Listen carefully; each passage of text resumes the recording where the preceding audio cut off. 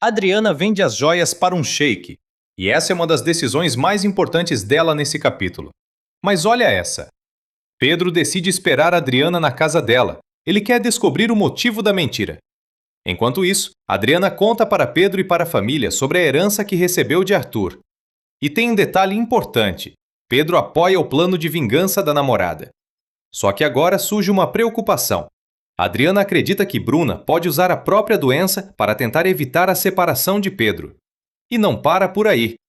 Carmita conta a Tiago que Bruna vai se separar de Pedro.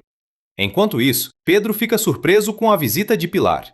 Em outra parte da história, André avisa Dora que já saiu a data do julgamento de Ademir, e o encontro dos dois termina com um beijo. Depois, Adriana procura Bruna. Agora me conta, o que você achou das atitudes de Adriana nesse capítulo? Comenta aqui sua opinião e segue o resumo de hoje TV, porque amanhã tem mais.